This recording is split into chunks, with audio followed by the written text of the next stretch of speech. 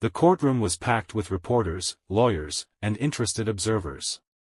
Cameras flashed, capturing every move of Sean P. Diddy Combs, who sat in the dock in his perfectly tailored dark suit.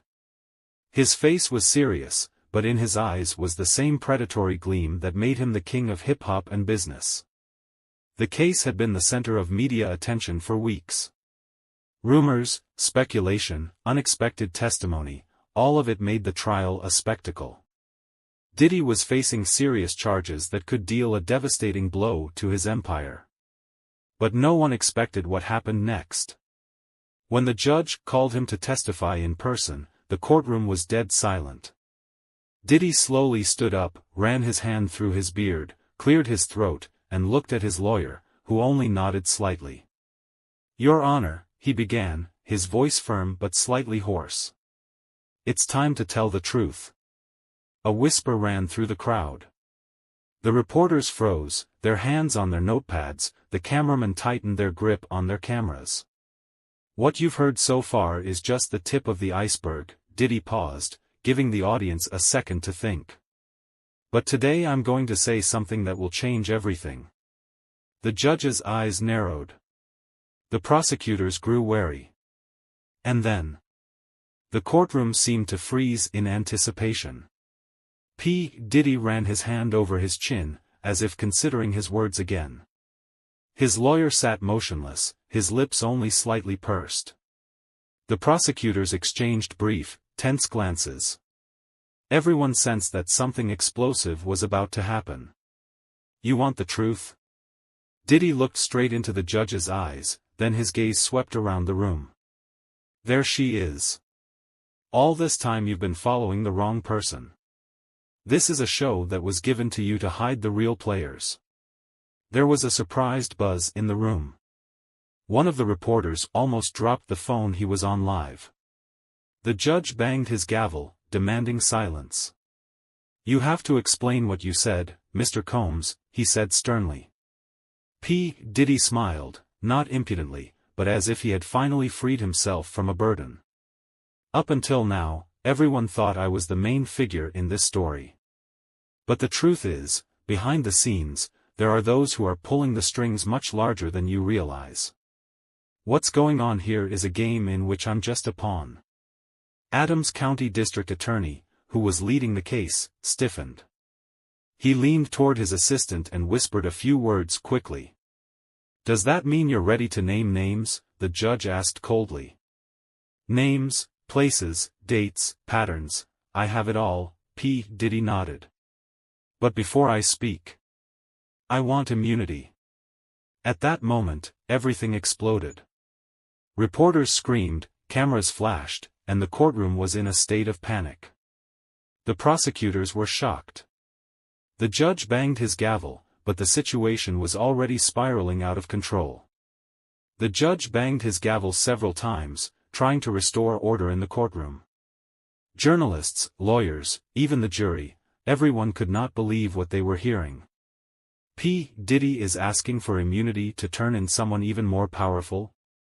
This is no longer just a courtroom drama, it's a real earthquake in the world of show business and big money. Prosecutor Adams stood up abruptly. "Mr. Combs, do you realize that what you're saying could change the course of the case?" His voice was nervous, though he tried to remain composed.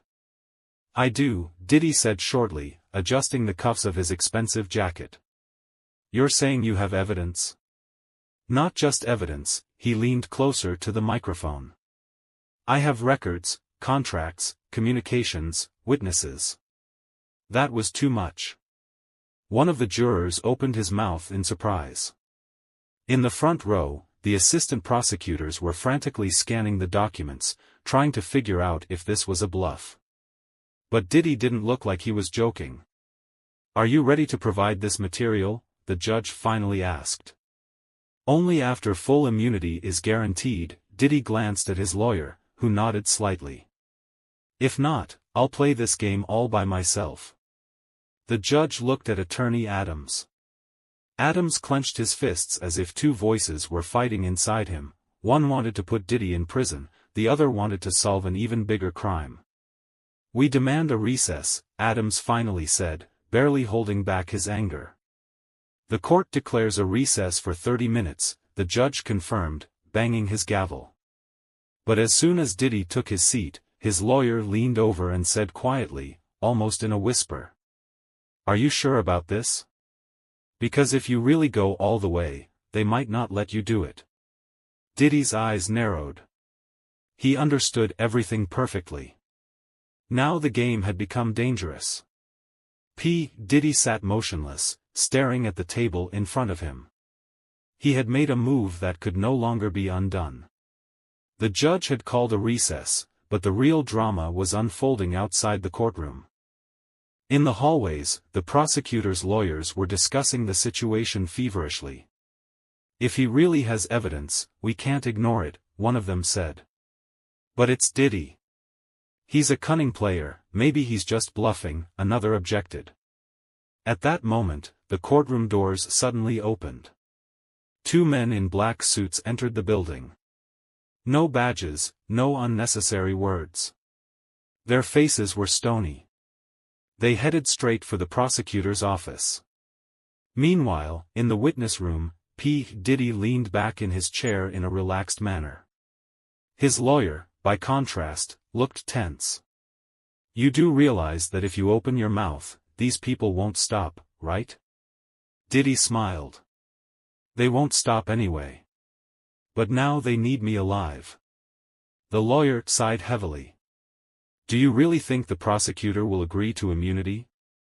Diddy calmly looked up at him. They have no choice.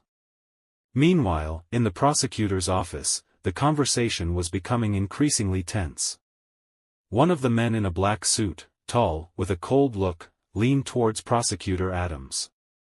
We advise you to think carefully before giving this man the opportunity to speak.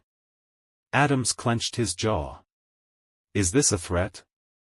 The man smiled faintly. It's a warning.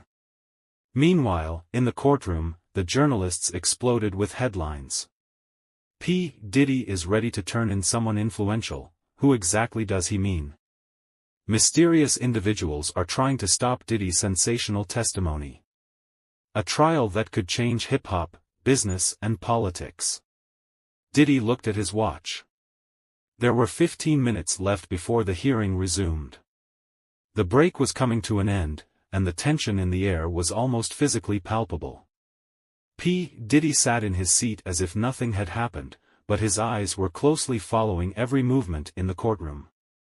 He noticed 2 men in black suits return from the prosecutor's office and, without delay, disappear into the hallway. Diddy knew what this meant. The pressure had begun. The judge returned to his seat and rapped his gavel. The court resumes the hearing. Prosecutor Adams stood up. His face looked tense, as if he had made the most difficult decision of his life.